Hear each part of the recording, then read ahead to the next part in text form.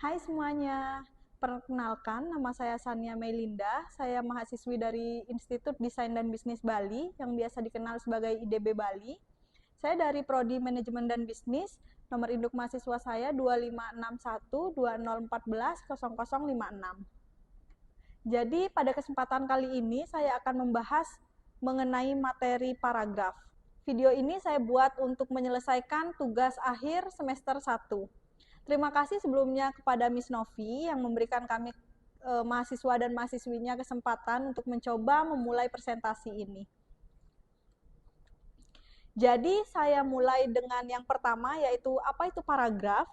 Paragraf adalah bagian dari sebuah karangan tertulis atau tuturan lisan yang terdiri dari beberapa kalimat, dan kalimat-kalimat tersebut saling berkaitan dan membentuk satu kesatuan ide.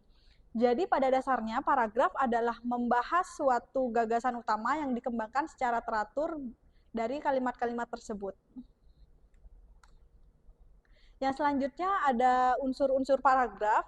Unsur-unsur paragraf terdiri dari dua gagasan utama. Yang pertama adalah gagasan utama dan yang kedua gagasan penjelas.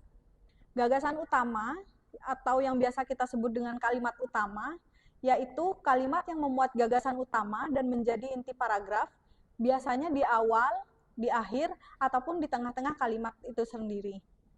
Yang kedua adalah gagasan penjelas atau yang biasa kita sebut kalimat penjelas, yaitu kalimat yang berfungsi untuk menjelaskan, merinci, ataupun memperkuat gagasan utama tersebut. Yang selanjutnya adalah contoh paragraf.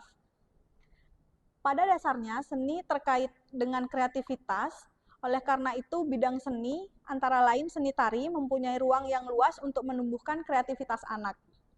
Kreativitas perlu ditumbuh kembangkan sejak usia dini. Masa usia dini adalah masa keemasan bagi seorang anak, merupakan masa yang tepat untuk menumbuh kembangkan potensi anak, termasuk potensi kreatif melalui tari.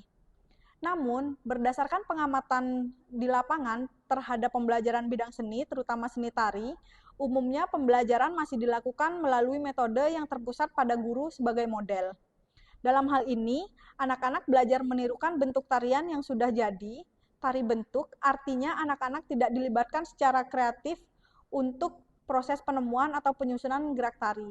Jadi, anak-anak hanya meniru gerakan tersebut dari seorang guru. Jadi dari contoh paragraf tersebut kita bisa menyimpulkan yang pertama kalimat utama tentang hubungan seni dan kreativitas. Dan kalimat penjelasnya yaitu menguraikan tentang pentingnya seni tari bagi anak usia dini. Yang selanjutnya mengenai jenis-jenis paragraf. Jenis-jenis paragraf berdasarkan letak kalimat utamanya dibagi menjadi 4, yaitu deduktif, induktif, campuran, dan interaktif. Deduktif adalah jenis paragraf yang kalimat utamanya terletak di awal paragraf. Paragraf ini yang menyajikan pokok permasalahan terlebih dahulu, lalu menyusul dengan uraian di paragraf berikutnya. Yang kedua adalah paragraf induktif, adalah paragraf yang menyajikan penjelasan terlebih dahulu, barulah diakhiri dengan pokok permasalahan paragraf, atau secara sederhananya, jenis paragraf ini kalimat utamanya berada di akhir kalimat. Yang ketiga adalah paragraf campuran. Bila kalimat pokok ditempatkan pada awal dan akhir paragraf, terbentuklah paragraf campuran deduktif-induktif. Kalimat pada akhir paragraf umumnya menegaskan kembali gagasan utama yang terdapat pada awal paragraf. Yang terakhir adalah paragraf interaktif, adalah paragraf yang kalimat utamanya berada di tengah paragraf. Paragraf interaktif diawali dengan gagasan penjelas sebagai pengantar, kemudian disajikan gagasan utama sebagai puncaknya, setelah itu masih dikembangkan gagasan penjelas. Selanjutnya jenis-jenis paragraf berdasarkan sifat isinya. Yang pertama adalah narasi. Paragraf narasi adalah paragraf yang berisi tentang kisah suatu peristiwa ataupun kejadian didasarkan pada data dan fakta yang ada. Adapun ciri-ciri paragraf narasi adalah yang pertama ada tokoh atau pelaku pada paragraf tersebut. Yang kedua adalah memiliki latar tempat, waktu ataupun suasana. Yang ketiga, memiliki alur dan jalan cerita. Yang keempat, ditulis secara kronologis ataupun berdasarkan urutan waktu. Selanjutnya adalah paragraf deskripsi. Paragraf deskripsi ini adalah paragraf yang berisi tentang penggambaran sesuatu dan menunjukkan kepada pembaca seperti apa sesuatu atau seseorang yang disampaikan pada tulisan tersebut. Adapun ciri-ciri paragraf deskripsi adalah yang pertama, menggambarkan suatu objek atau benda. Yang kedua, banyak menggunakan jenis-jenis kata sifat di dalam kalimatnya. Yang ketiga adalah paragraf argumentasi. Paragraf argumentasi ini adalah paragraf yang ditulis sesuai pendapat isi penulis. Ciri-ciri paragraf argumentasi ini adalah yang pertama, berisi pendapat atau pandangan tentang suatu peristiwa. Jadi pandangan atau pendapat dari seorang penulis tentang kejadian yang sudah terjadi. Yang kedua adalah adanya fakta, data, dan contoh aktual.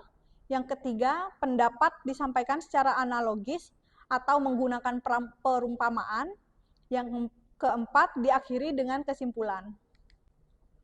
Selanjutnya adalah paragraf persuasi, adalah paragraf yang berisi ajakan atau bujukan pembaca menerima gagasan yang disampaikan oleh penulis. Adapun ciri-ciri paragraf ini, yang pertama adalah menggunakan bahasa yang menarik agar menarik perhatian dari pembaca. Yang kedua adalah menggunakan kata-kata ajakan seperti ayo, mari, dan sebagainya. Dan yang terakhir adalah paragraf eksposisi. Paragraf eksposisi adalah paragraf yang bertujuan untuk menjelaskan sesuatu dalam bentuk uraian ataupun gagasan. Adapun ciri-ciri paragraf eksposisi adalah yang pertama, berisi petunjuk atau kiat-kiat dalam melakukan sesuatu. Yang kedua, berisi tentang uraian sebuah peristiwa. Yang ketiga, tidak bersifat membujuk ataupun memaksa pembaca. Jadi sekian presentasi dari saya, penjelasan materi mengenai paragraf. Mungkin presentasi ini memang jauh dari kata sempurna, namun terima kasih sekali lagi untuk Miss Novi yang memberikan kesempatan kami kepada mahasiswa dan mahasiswinya untuk mencoba untuk memulai presentasi. Akhir kata saya ucapkan terima kasih dan dadah.